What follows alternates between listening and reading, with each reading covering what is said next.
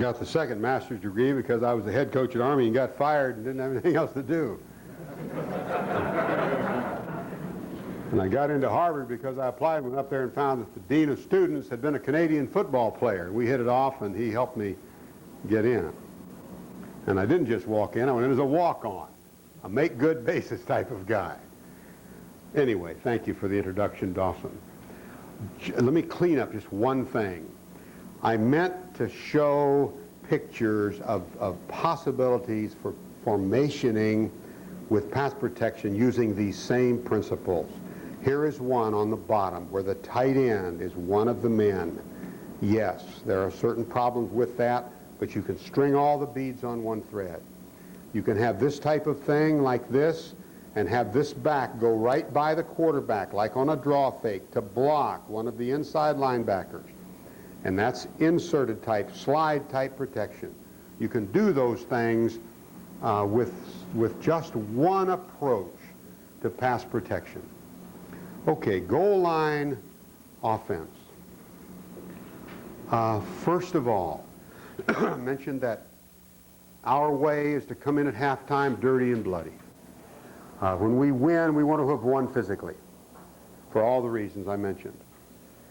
There are ways to get thrust that are better than other ways.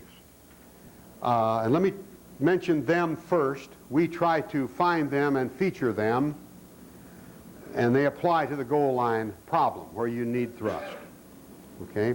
One way, and I happen to have a diagram of it, is with a double team block. If you have an off-tackle type of play, and if you can say, pulling guard, your man is that linebacker. Even if he penetrates, you can engage him and save the play. You're coming to stop his penetration. So tackle, you don't have to worry at all about that linebacker. You don't have to protect your gap. You two men, tight end tackle, can double team him back as far as you can. That is a possibility for a double team block. Another possibility is just on a quarterback sneak type of play where you can focus blockers on a point. Focus 3-on-1 to get movement started. Certainly focus 2-on-1. If they're head up with two men, put shoulders on them, but hit them with full force. These are ways in which you can hit with full force. Now, on a block where two men are working together, if this is the situation, I'll just draw the simplest kind of thing here. If those are two blockers, and the ball is running up there like that, and he's not sure which side to take, those two blockers can put shoulders on him and sometimes drive him back before this linebacker ever declares.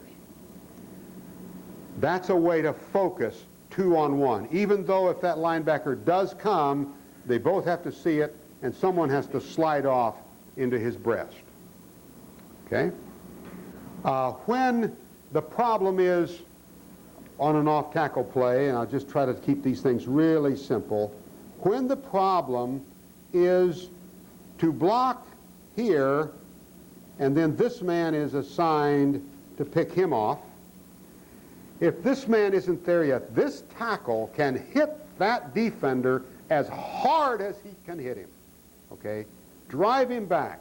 He can come in for the cleanup work, and he can go right on through the inside half and get him engaged. That's a way to get maximum thrust. Now, I'm mentioning these because obviously, in contrast to that, if you're in an I formation here, and he's blocking out here, and you're trying to run like that, and he has to block him, obviously he can't just go out and try to knock him back as far as he can. He can't. He'll miss him. He's got a position and so forth. So I'm separating the blocks where you can tee off on a man as hard as possible. Here is another little opportunity that you can take advantage of. If that is the problem right there, we're going to run like an isolation type of play. Okay? Going to have a back in there on a linebacker, and those three are on those three. If this can be done in such a way if we're up here close, if we're not back in the eye, if we're up here close, so the ball is going in a hurry, if you will. And if this center can be relieved of all problem of taking that man if he does that, if this man can come over and close and get inside and make that man go outside because he can't get to the back if he does, if he can take that, then these two men can hit him as hard as they want. And eventually this man will come over, eventually in a matter of a fraction of a second. But they can have hit him really hard, and then the outside man can come up and cover him. Opportunities to come off with full thrust. Here's another one. And this hints at the reason why we're in these formations other than the eye formation. If we're running an isolation type of play, and we're coming down, he's coming down, fine, he's blocking there, and he's going to isolate there. This man, if this man's going to be into the hole quick enough, he can put a right shoulder on him and hit him just about as hard as he wants. And yes, if the man comes across his face, yes, they'll wind up square, but he doesn't need to worry about catching movement. All right? And another one, I'll just draw a picture of a back leading an option play. If there's a man out here and we're off and the quarterback is going to option and he does in fact get it pitched, okay? That block right there can be run as hard as you can run it. And if that man will sit on his hip and make the block be right, he never has to reduce his power one bit. Those are some ways, and that suggests the idea of showing players where they can cut it loose and where they can't. Okay? In contrast to that, there are some blocks where you try to get power, but you don't dare go out at him. You've got to just kind of generate your power right where you are and hit as hard as you can, but you've got to have your feet spread so you can catch lateral movement. Okay. With that said, we try to pay attention to how the back runs on the blocks. I just drew a picture of a back running on a rim type of arc block, and I said if he holds perfect position, the defender doesn't have a chance. So much for that. When we run an ISO play, we tell the back to follow, to follow this man. We tell him to take him up on the linebacker, and sometimes he has to slip outside of the tackle. We tell this man to follow that man wherever he goes. And then we don't jump over the pile on this play. We burrow, because that gets us into the consciousness of just coming off and everybody scoring the touchdown. It's Coach Stallings' way.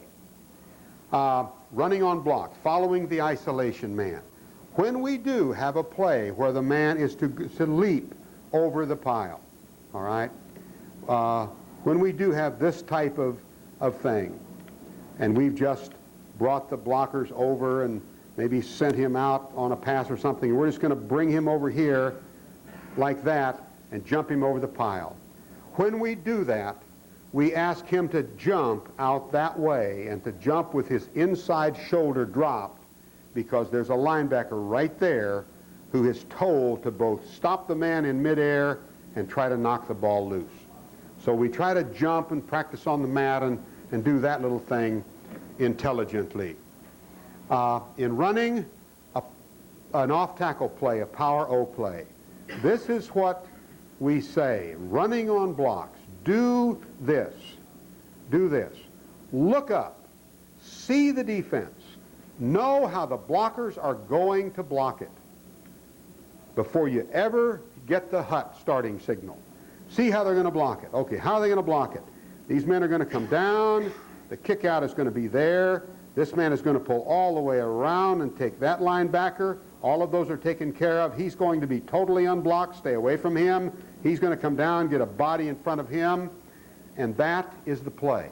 But you won't see that hole if you threaten wide, which we want you to do. You won't even see the guard, and you'll see very little of the hole. You have to know where the hole is going to be, so you can come over full speed and then tear right up through there. That is how to run on that block. Very small thing, running on a quarterback sneak blocking. we ask the quarterback to step back with his opposite foot, look down, and do this, running on the block. I'm going to run my quarterback sneak over to that side. I step back here. I come this way, and I try to burrow to get it. As I try to burrow, if there's nothing, I just blindly leap up and over. So I give myself every chance. Start by burrowing, but if I start and there's just nothing there, I just try to get up. Running on blocks. Now, those are preliminary things, getting into the subject of goal line offense. Goal line offense is mostly a matter of arithmetic. Okay? You've got unblocked men. You've got to deal with them wisely. Keep them off of you with counterfeits and so forth. In goal line offense. This is from our playbook. It's an instrument that I use to try to make the point in an interesting way, the point of how the numbers come out like this. We say, quarterback, you look up. You see one safety man. Everyone else is covered, either by a run defender or a pass defender. This is not a formation. This is just to make a point. That leaves two defenders. Okay? The center can block one of them. One of them will be unblocked. Okay? That's the arithmetic on the matter. If you carry the ball yourself, now they are all occupied except the safety. You can block that man, and by carrying the ball yourself, you can make the numbers be right when they weren't right when you handed it off. Now, there is no safety. Now there will be, if there are three of you, there will be three of them, and you cannot make an inch, whether you hand it off or whether you carry it yourself. In total contrast to that, if there are two safeties, all of the other players are covered, and you hand off to the back, he can run right to one of the safeties. And if you were to keep the ball yourself and that one back were deployed also, there would be just you and no one. And you in the center would run right to the safety. That's how the arithmetic works out. And this is what this means in practical terms. If on the goal line, all you can make is a one-for-one trade. If you deploy a man and they send only one man out with him, you lose in goal line offense, because now they create a side where you can't run a play. But if you can bring that man in or substitute a big man for him, and now he can both block a line of scrimmage player and keep a defensive back at bay, he has gotten your running play started. And that is the reason for playing those tight formations on the goal line. Continuing now with the arithmetic subject, I've shown some formations and how the arithmetic works out. Here's how this happens. If you can deploy one man and he can occupy two defenders, that's a 1-for-2 trade. That wins for the offense. If you put another man out there and they only add one defender, that's a 1-for-1 trade. And you have lost somewhere for purposes of running the ball. That man, if those two are going to stay out there, could more effectively be put right over here. So they've got to bring a defender over there, and then he can block on the line of scrimmage. I hope that arithmetic is clear. I sometimes don't say it as clearly as I would like to. If this is the formation, another example. If they put 3 on 2, and sometimes putting 2 out makes them put 3 out, where putting 1 out just makes them put 1 out. But if they put 3 out there, you can run the ball. Everything else is normal. That defense on the 1-yard line, that right there over the front on the 1-yard line, is no tougher than the defenses you see on the 50-yard line on 1st and 10. Deploy. Make them cover. If they don't, you lose. If they do, you win. It's that simple. Now, this is a bitch. You go to 2 tight ends. You think it's short yardage. You need to be a little more conservative. But you go to 2 tight ends, and now you effectively leave one man out. They cover him with 1. You lose. So you've got 2 tight ends. But this tight end cannot both block a man and keep another one at bay. These guys are right up on him. He can block one and the other one's standing right there in the hole. You can't run anything. And so if that's the defense they're playing, It is unwise to be in that. And for some teams, that's just an automatic solution to, being backed up on your own 1-yard line or being in 3rd and 1 or whatever. Now, if this formation forced them to play 2 people out here because of, let's say, an option play in an arc block, if they had to play like this to keep the tackle from getting a block on an option, if they had to play over here with 2 pass defenders and 1 end-of-line player to stop the blocks that begin with those heavy guys coming off hard, that is 7 defenders. There are just 4 defenders left and about 4.5 offenders. And now if you could force that on defense, and this is one of our goal line approaches right here, served us well last year. Everybody's enthused about it, especially the head coach. Now, the runs in here are as vanilla as they will be on any 2nd and 7 situation on the field. So the idea on the goal line is to make the arithmetic be right. Okay, I've tried to show next the problem of faking, of creating counter plays. You get down there and they get out on the edges and they start coming, and you can't run a counter play. You can't run a bootleg. You pull a guard, they sack you. You send the quarterback out naked and they're coming off the edge. This is a problem. You wind up, I wind up just running into the thick of things and having deep, high stacks of asses. There's the problem. Man coming off the edge in one structure here, in another structure here. Yes, fake, yes, but if that quarterback can't dodge him, you've got some problems. Now, I suggest this. First of all, if you're in the eye, the best way to threaten the outside is to open out toward them and just race him back to the outside. Everyone does it. Most of you do it, I'm sure. Or, if they're lined up like this, come out, make the exchange, and just take right on off. The exchange being just like you saw in a Super Bowl, okay, the way we try to practice. I just come out and I reach the ball for the man. I reach it for him and I either give it or I wind up with it right there vertically and keep right on sprinting. Those fakes are better for purposes of setting up counter plays that you have to have. They are better than just the eye toss plays. And I also submit that you can take an eye and pitch the ball to that deep back and race the ball carrier to that point. He has to take a position step to let the fullback get out of the way, or you can put him down in a 3-point stance, start him full speed, and send him to that point. And this back will get to that point as quickly as the eye back will. So it is not a matter of speed. Yes, he can see better. Yes, he can cut back better. But for purposes of speeding to the outside, you can do it as well from this, and your quarterback fake is much, much better. And that's, that's our goal line formation. These would be the threats that we would hope to create, if we can. We would hope that there would be a line of scrimmage player there, 2 pass defenders. We would hope there would have to be a line of scrimmage player there, and also 2 other pass defense type players. If there are, we should be able to take the ball, have the quarterback fake like mad that way, have him take off into the flat that way, and be able to run the remaining 5 blockers against the remaining 5 defenders and have a vanilla situation. Simple little handoff play. That's the way it should turn out if our counter threats are sufficient. And I put that up a little bit earlier, that problem where I didn't talk about the dimension of them coming off the edge, but now if you face that in a 2 tight end formation and they're coming off the edge, it's really, really hard to get a counter play going. Okay, next, the 3 tight end formation. What does it do? All right?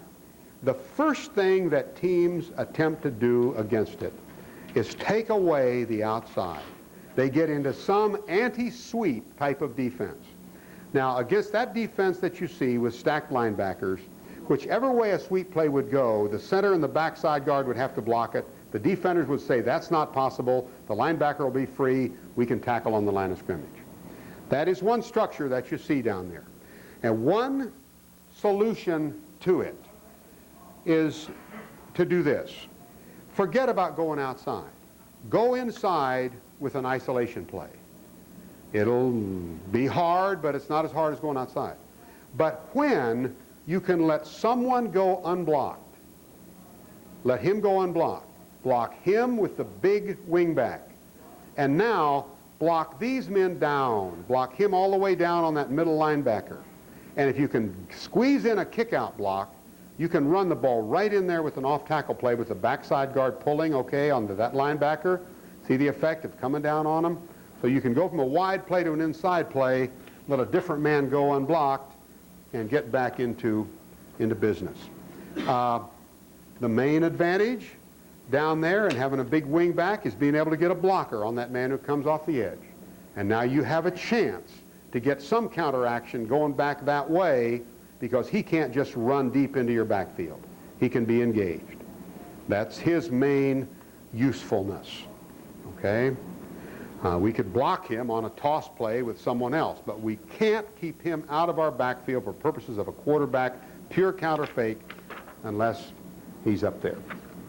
Okay, this is another defense that appears against this formation, an anti-toss type of defense. The defensive coaches would say, if the ball goes to that side, yes, the center might get that middle linebacker. Yes, you have 5 more blockers, including the fullback. There are 5 more defenders. But that man cannot be touched. He tackles. And coming to the other side, there's a whole extra defender. You see, center blocks that man, yes. There are 5 defenders left, 4 blockers left. That's an interesting way to play. And teams that have great middle linebackers and don't want to move into strange positions can line up that way and give you fits. This also is an anti-sweep type of thing, where they put him on the center so the center has to block him but slant him away. And now, if a wide play tries to go to that side, the center has to block the man who's on him, and there are too many defenders over there. If the center can block that man on a wide play to this side, they would say that that backside linebacker cannot be touched. That's another anti-wide kind of play. But again, our solution can be that we can come back into an isolation play or an off-tackle play and get ourselves back into a business. Yes?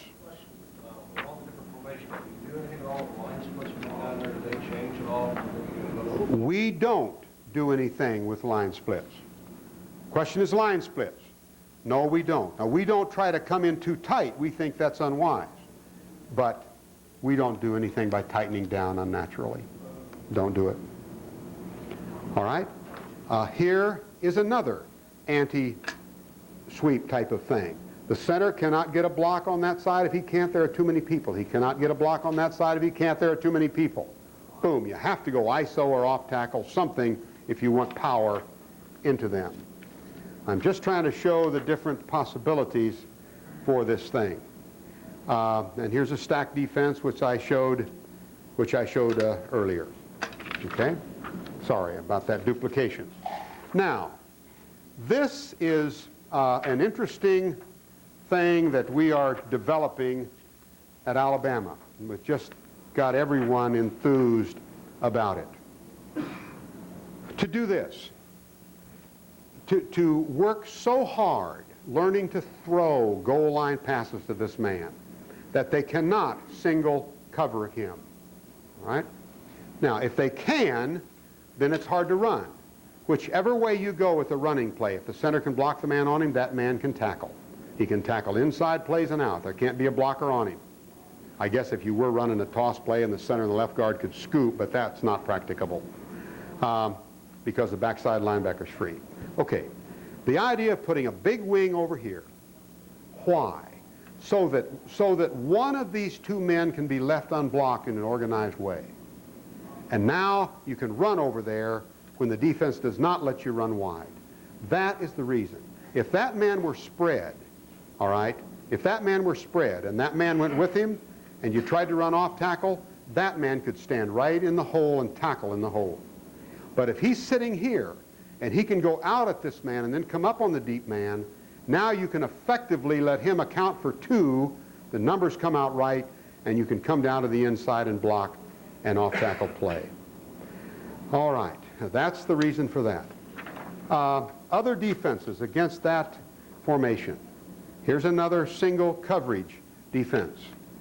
And this is another no way to run wide now. If the center can't get any block either way, you're really in some trouble, because they've already got enough, and that man makes too many. They've already got too many, and that man makes way too many for purposes of going out to the left.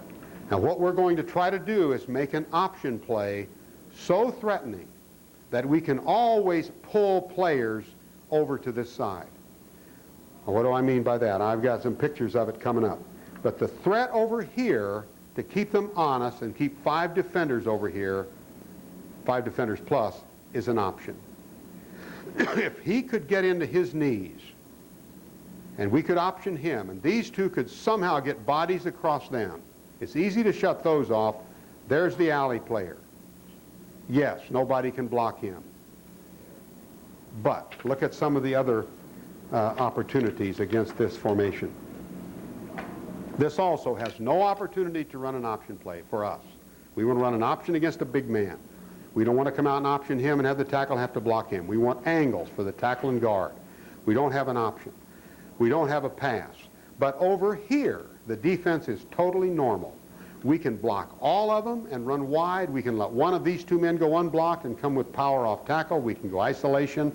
That is just like the 50-yard line on the 1-yard line whenever they take away the option on this side. That is our thinking.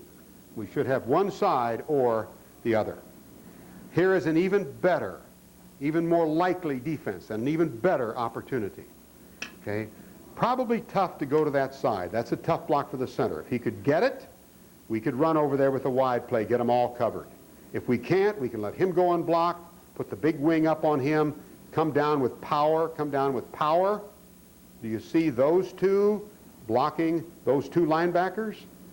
Guard pulling around, taking the play side linebacker. That's leaving a little too much for your imaginations, but I'm saying the same thing over and over. This is a smart defense. This defense takes away the option play. Over here, the center cannot get one of those blocks. So we can go ISO off tackle, yes, but we cannot go wide. They've taken away the option. They've taken away the wide play. We think that's a good defense. And now we have to have power. We have to have power that comes right into here where we're running into linebackers, where it's somewhat soft. Okay, that's the arithmetic and the way it comes out. Just a quick word about motioning on the goal line, which is overrated, because usually what you get is the perfect motion adjustment. The perfect motion adjustment is when the defense looks just like it's looking in a mirror. You move, they move, or it looks to you just like you're looking in a mirror. You move 2 guys, they move 2. You move 1, they move and adjust. That's usually what happens when you just do that kind of movement. And I don't know how to gain a significant advantage and to sacrifice the power that he has in a 3-point stance by doing that.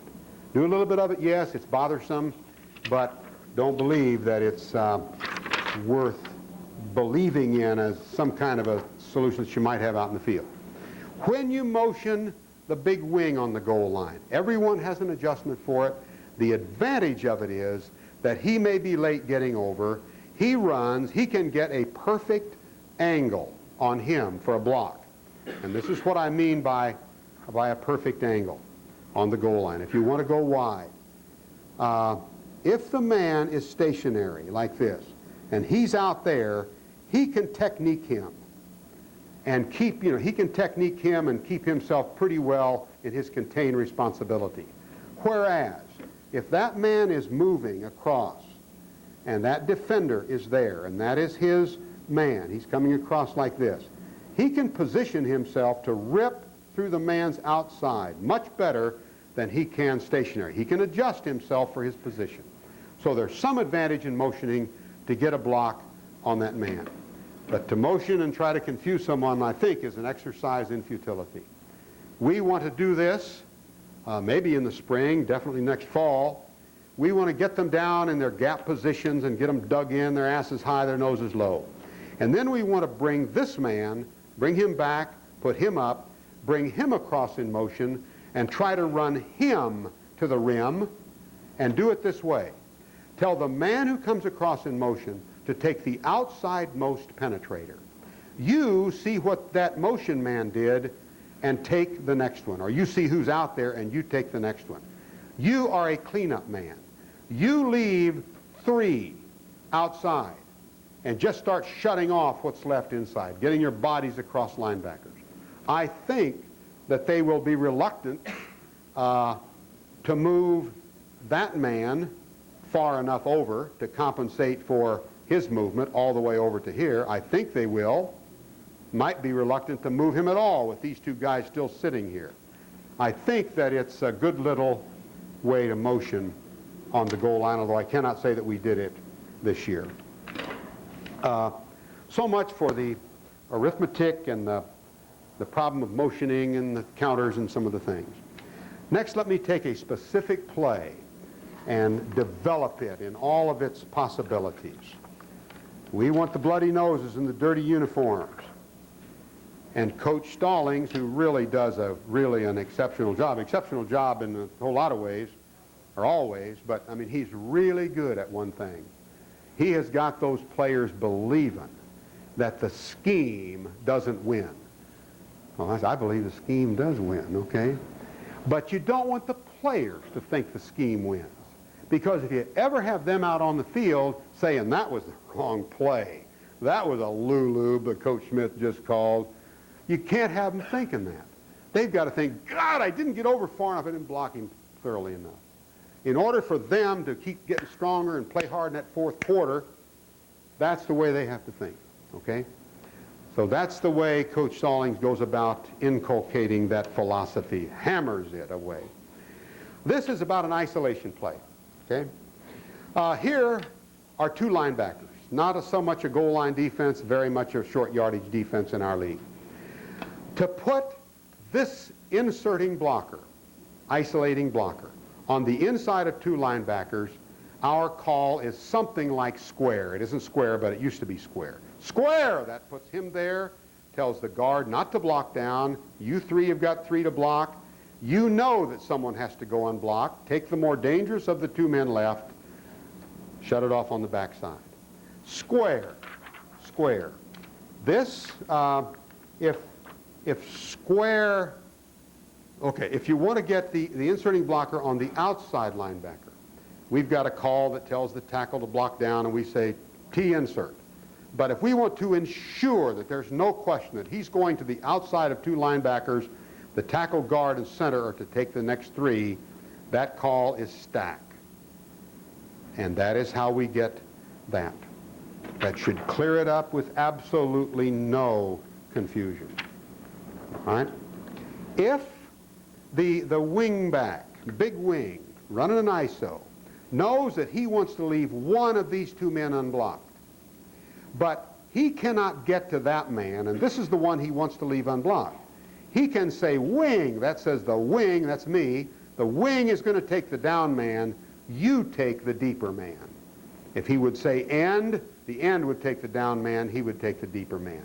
That is the way that works, and you have to have that little thing, as you know. Now, on the problem of getting counters, this is a gettable counter on an ISO. You can have, because these blockers block, because they block back, all right, because they block back, you can totally fake the isolation play over here, let this man hit the 4th man to the outside, and you could even put a man coming off the edge and he could go out and get him, because these other 3 are blocking back. Yes, there are 5. Yes, you can only block 4. But yes, this man can take pressure off the edge. Just believe that when I say it. He can take pressure off the edge. You can let someone else go unaccounted for and put like these 2 blockers on those 2 if that man is up coming off the edge. You can get a collision. If that blocker on that play will do this, Here we are, running, faking an ISO over to that side. Quarterback coming out there. If they are like this, if they are like that, he can hit him. These can take those. You can let him go unblocked. And now the quarterback can get started. If this man will hit him and then run his route like that, if he gets to no more than the goal line, he can run his route that flat, and if he's got him beat, he can catch the ball, turn up, and get his touchdown.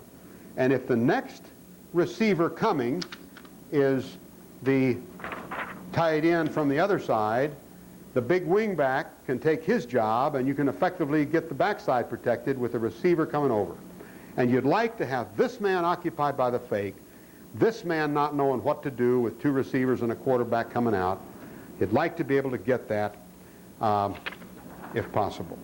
The fake on the play for us is this. The quarterback always, easy fake to do, fun to do. The quarterback always reverses out on ISO. Comes out, puts ball right there. And now gives ball and puts hand on hip, or fakes ball and puts ball on hip.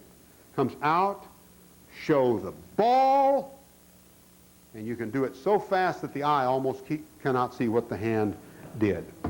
That is our fake. And of course, if I'm coming out on a bootleg fake, I have to come out here, fake, get leverage in my foot, and now come out at top speed.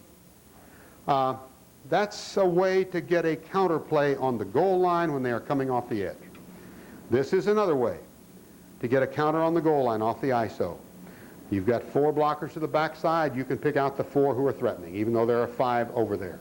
On this side, you wouldn't even have to tell these blockers, guard, tackle, tight end, fullback. You wouldn't even have to tell them it was a pass. Let them block the ISO play. Make the fake, dive, climb, burrow.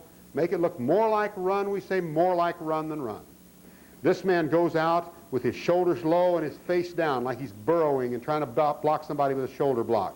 All the time reading where the break is, inside or outside, and makes his break. That's throwing with that ISO a fake. Now, this also is a little way to counter on the goal line. This is just a speed pass, okay? In order to get them to play defenders over here, this is the simplest possible way to do it. Come to this side with the blockers, yes. Put the fullback on the end of line man. Tell the halfback to just run and get as far and as fast to the outside as possible, 3 yards deep or right on the goal line, whichever comes first. Tell this man you're not going to go down and run a banana. You're trying to run to the corner so the quarterback can throw the ball out in front of you, and you've got guys behind you. It's just the fastest possible speed fast, no fake, in order to get something back over there to threaten them. Just ever so quickly, apropos and interesting, when I was at Alabama before, Tommy Bowden was on our staff, so we had the advantage of having access to Bobby Bowden. He came up one day and he said, we did this one spring just to toughen our defense, and then it became our #1 goal line play. An isolation to the fullback, and that's all it is. Yes, they have intricate calls, but all it really is an ISO play with that man on a linebacker and the other people blocking just like they block the ISO, and with somewhat of a sweep fake and a bootleg fake. And of course, a little pass possibility off of it is simple enough, where you can have this man, this is one man running either of these routes. If it's zone, drive a zone defender back, get deep, take him back. If it's man, come out underneath the man who has to cover the man swinging to the outside. So he's got either possibility. And then have 2 of them just diverge on the quarterback, and out you come. Just little ideas. This play, we do not use at Alabama, but we used it always at UCLA. It was good. It's from the I formation only because it pretty much needs a tailback diving over the pile. And it's not related to the isolation play, all right? Because the center, this guard is pulling, so the center, if there's a man in the gap, has to come to the right. And it's way limited. Instead of having 4 blockers on the backside, you now have 3 in some situations. Right here you have 3, but the center's on the man over him. Sometimes you have 3 on 5. So it's risky. But you can make a hell of a fake, and the guard can sneak out. Be surprised how sneaky he can come out. And this man slams hard, and this man dives right down through these men, as he's been doing all day long. On plays the other way, he's just been going right down in the middle of them, setting up his break on this pass. And this is the same pass to a tight end side, same everything, and I won't even hold that up there. And this is the same pass with a gap 8 type of defense, where in order to get enough blockers, you have to put the guard on the man who can penetrate and eliminate one of the defenders with one of the receivers. He has to take him and hit him so hard that he cannot get the quarterback. And if necessary, this man has to see danger on the backside, and instead of faking ISO to the right, he just peels off and takes care of the EML, the end-of-line player, on the left. Very beautiful play to run. We ran this play once this season. We plan to run it once this spring in a scrimmage. We scored a touchdown when we did. It fakes essentially nothing, but it's just got so much cross-action in it. And the keys to it are these, and I got these from Richard Wood, from Lynette, Alabama, who's been with about 16 different pro teams in his career. Super coach. He said, have this man come down just like he's double team blocking, under the linebacker, just crashing, knocking the crap out of people. This man comes down so that the backside tight end can come under him. This man wants backside tight end to come under. This man goes into the flat as fast as he can get there. Don't banana. Speed, inches are everything. The quarterback makes a half-assed fake of a slant play, but mostly he's just protecting himself because we only have 4 blockers on this side, and they have 5, even 6 people. And that man right there is going to be unblocked. And if he were to come, the quarterback would have to save the day. That's just a little goal line idea that we want to keep in there as a weapon that we can use maybe twice next year. This now is what Coach Stallings said he wanted to do on the goal line. Now, this is what we work hard on. He said, I don't like the eye. The guy's too far back at penetration. I like those guys up there and get it on. And I had been mostly eye, but I can see so clearly the benefits of being up close. And now I think it's better than being in the I formation. And this is one of the reasons. We can run now over here with a G play, a George play, where the guard pulls and takes the outside man and the fullback takes the inside linebacker. Nothing new. Most of you do the play.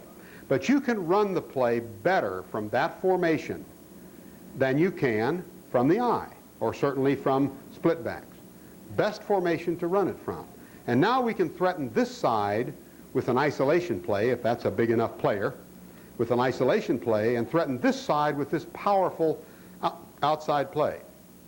So that is our weak side play. And what we have to do always is look right in here and say, can the center get one of the blocks? And if he can't, we go to another play. A good bit of the time he can, because to stop the inside ISO, they have to keep somebody in there. Here we come now to the wing side. And now, can the center and the right guard get those 2 blocks? I've shown them trying to get them. We get them some of the time. Jim Fuller says, let's don't count on it all the time. It's impossible all the time. So we may check away most of the time when we see that. But there's the play. And here's how the power on this side is generated. Ideally, we would like to have these 2 blockers be able to come off together and put 2 bodies on one and get movement. And then have one or the other of them slide off on the next defender. Now, to keep these 3, tackle, tight end, wingback, to keep those 3 from having to take those 3 defenders over them, to keep them from having to worry about that linebacker penetrating where the guard pulls, what we do is this. We say that on this other play, fullback, on the other play, you have that linebacker. Fullback, that is your man. Now, even though on this play we have put you to the outside, even though you are taking that man, if this man penetrates, he's still yours. So watch that penetration first. and then go on out if he doesn't come. Just go on out and take that man fullback. That is the guard's man. That is our George play. Now, one advantage of the play is the fake by the quarterback. He can come out with that Steve Young type of fake. Had Sylvester Croom in my office getting a nice lecture after the Super Bowl, even though they didn't win it. And what Sylvester said was, what keeps the 49ers going is Steve Young's ability not to get tackled. He said every other quarterback in the league, when he tries to do that, gets tackled. Steve doesn't, so they've got a total counterplay. And backside linebackers are wondering which way to go. And safety men are staying back because they don't know who's got the ball. And this formation gives us that fake. And here we are again. This now is a safety man back here. This is like a double eagle defense, but even if it's a safety man, if there's a tandem over the center and the backside guard have to scoop it, or preferably we go to an off-tackle play or an isolation. This now is the pass that we want to do off of it. We want these men over here to be a total fake of run. We're going to come out to this side and throw a bootleg. We don't want to block that man. This is a naked bootleg. We want this movement to suck him in. We want the quarterback to be scouting him throughout the game as we've scouted him before the game. Can we run it? If we can, we don't think that man will be in it. We think if the fake is good, he will have moved too far to this side. Now, that receiver and the quarterback are on one man, and we have what we want, and there's plenty of protection of where the play is being faked. That is what we want out of that play. We want the same kind of thing coming the other way, where this tight end makes a total fake, sucks him in, and now this is a little more problematic. A little harder to get a real play there that looks totally like run. And this spring, once we're going to try a reverse off of it, because we think some of the times you're down there with 3rd and 5 on the 8-yard line, and they're really flowing with you, and you could run a reverse and score, and you don't really care if you lose a few yards because your kicker can still make it. It's a perfect place to try a reverse play without worrying about the lost yardage costing you field goal position. Okay, so much for those plays. Yes. Well, I'll tell you where we put them, and then I'll tell you where they line up. All right. We say that the offset back is the same place that he is in a split back formation. This man in the eye is back with his feet at 5 yards. And this man is 18 inches in front of that. We want them back far enough so they can see what's going on. But in reality, without just really getting on them, they are up there a yard closer than that. They want to get into the action, and Jay could handle the change, and we just let them do it. Yes, sir.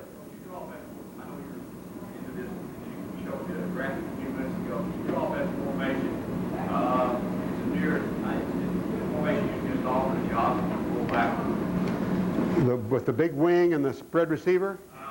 Yes, sir. I think that's the formation. You stood out in the middle of the field. Okay. Get them the option a couple of times in the first half, and it makes you good. Okay. You mean this formation? Is that what you mean? Yes, sir. I don't know if you went to the strength or way, but you option the ball to the fullback. The speed option. Oh. Well, this is the fullback. Okay.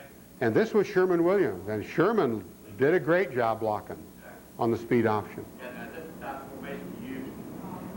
Yes. Right there. Yes, exactly. That's kind of what you drew up first against the defense. You know, you've got the guy coming hard off the corner. That's what you were going to get. When you were talking about the 2 people occupying and getting upfield.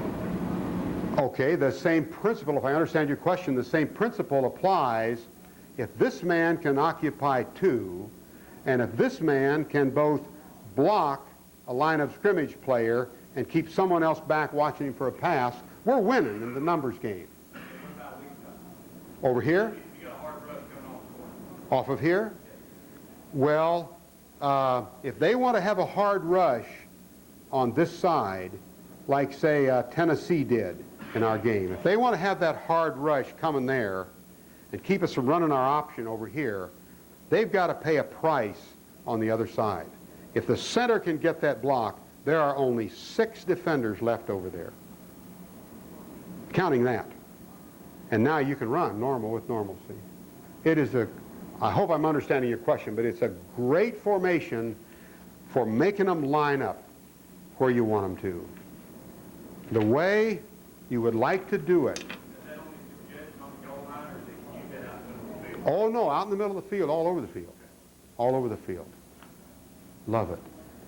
Theoretically, if you've got plays that require full complement of defenders, like a sweep play, okay? Take 6 guys on a tight end flanker side to stop a sweep. Center can't get one on the block. That play doesn't need the width of the field. O.J. and those guys used to go out like this and whoom, right down the middle. Okay? You can run that into the sideline. In the middle of the field, it looks just like it does on the sideline. Okay? Now, to run an option, you need all kinds of room. If you put your option threat out here and your sweep threat in there, they get a little busy trying to keep both of them fully defended. I think it's a great way to play. Great way to play. And I hope I did justice to your question. Just ever so quickly, the idea of running a fullback, it gets very difficult to get a counterplay. Yes, this is a great play.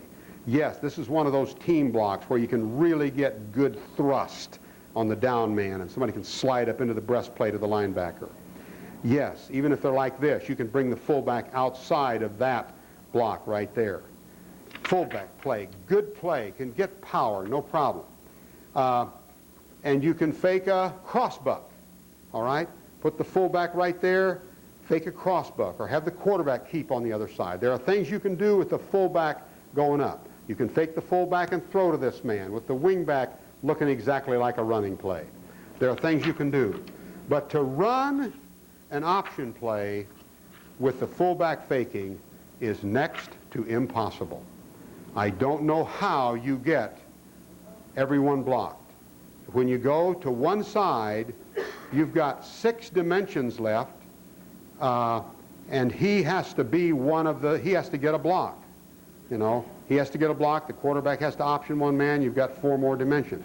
It just gets on the goal line totally impracticable to try to do like a veer option or a dive option. Now in contrast, I couldn't resist throwing this up.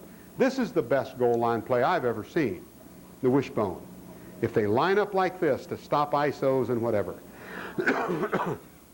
and if the players play this way, if this man right here just dives into him hard, if the fullback comes in and cleans up on the down man so that the guard can go up and get across the middle linebacker, those men are effectively taken.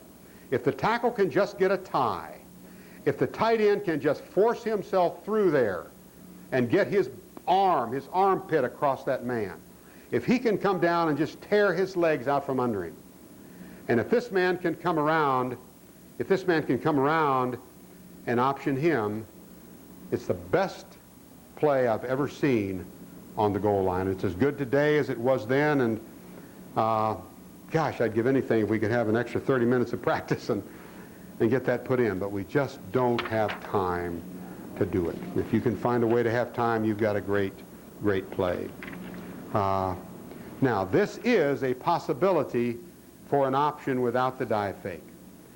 Against that standard defense, if these 2 men could block these 2 right here, if the tight end could block him, if the tackle can just get him nullified, if that inside release will make this man optionable, and the quarterback will run right down like a rugby player, toss it out.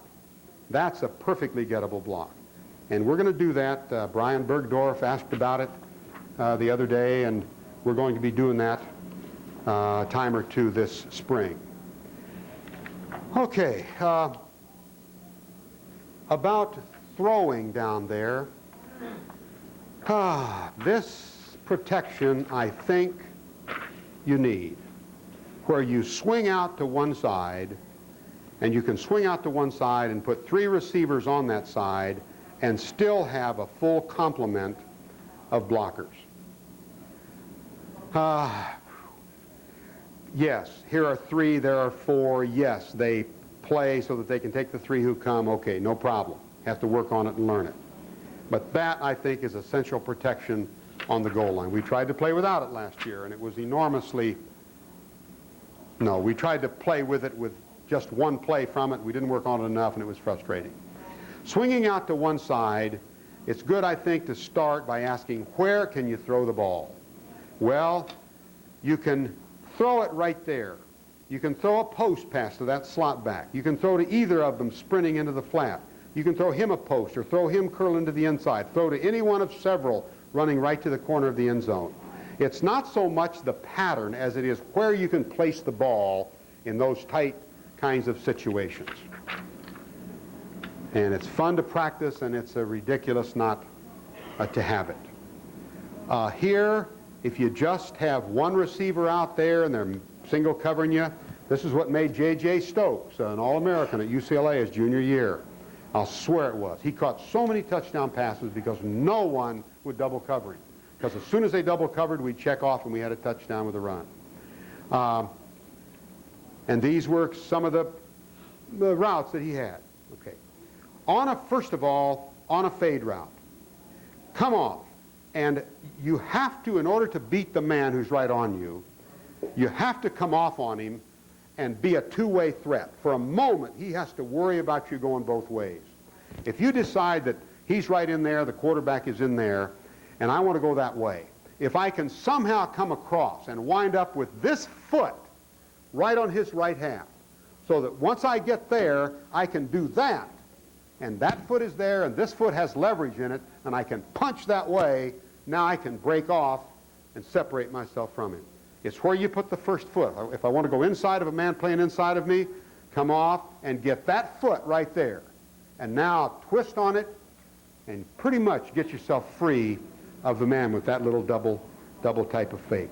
Okay, in running the fade, go down, press to the inside, throw the ball out and over as a basketball player would, so that the offensive player can put the defender behind him, and so he can catch the ball in the corner of the end zone like this. Fun to work on. Now work on it endlessly if you get them started. Next, if you fake a fade, sometimes you can come right back to the flag with a really good disciplined fake that holds the fade fake as long as possible. Here's the post, the other part of that two-way threat. Here's a man going down and faking. You've got to do this quick because it gets time consuming. Come down on a fade and fake that out and snap around inside of the man. And this is just coming in, sliding back out. Nothing especially new there. One thing you can do is release the man inside of a single player and then hang the ball right to the corner of the end zone. And if the receiver knows that the ball's going to be hanging, he'll make a great fake. He knows he doesn't have to look. He knows right where the ball's going to be. He can make a hell of a fake and get to it. Now in winding up here, this is also fun to work on and really good. I've not always had a pair of receivers who could do it, but at times have had pairs who could pull it off. If there are two defenders playing on two receivers, and you want to make them pay a price, if everyone else is in here to the left of the pin making the run defense, if you will cross twice, that is what gets them. Picture, first of all, this man getting picked off, all right? He goes down. This other man goes first, as I've shown right there. This man whips around him. In order to stay with him, he has to go around behind because he doesn't know where the guy's going. And once he goes behind, he's dead, coming all the way back around, covering that. Cross twice. Now, if the other man is trying to get it, he comes and yes, his man goes in front. He can stay with him all the way to there. But now, this other guy crosses underneath, which picks him off. And so if they'll just go down there, just mad and tough, their shoulders low, mad and tough, and cross, and come flying out of it, and this man coming right back at the quarterback, and that man going right at the corner, It is a beautiful little thing to see. Okay, I was going to get into two-point plays. I'm the last guy in the world who should talk about it. I've been involved in some screw-ups, but I don't ever want to be involved in another one. But part of our two-point offense is just three receiver stuff, crossing, that type of thing. A bigger part of our two-point offense is going to be that big wing thing, where we can go to a single receiver if he's single covered, or we can get a good run if he's not single covered. And I think probably we're going to like that wing stuff so well that we're going to probably want to make that the main thing that we do. This is the little card that I keep for these situations, for two-point plays. This is the one where you want to win, but you could live with a tie. If those are the points that you look up and see on the scoreboard, you should go for two. If you can afford a tie, and sometimes late in the season, in a race for a conference championship and a postseason bid, sometimes you can afford a tie. If you want to play for a tie, those are the numbers. And there's one number on there that is different, and that is the number 8. And I'm not going to work out how that works out. But if you have to win, you got no choice. If you tie or lose, you're dead, then these are the numbers. And if you get in a situation which UCLA got in when I wasn't there, but this was the situation where we must win, but he can afford a tie. If he'll be going for a tie, you have to think a little bit differently, and those become the numbers. That's our little thing for that situation. Well, I'm really proud to be here representing Alabama, and everybody's welcome to come over. We have coaches around all the time, and I love to, Coach Stallings loves to have them around, and appreciate all the interest and support, and appreciate your attention here. Thank you very much.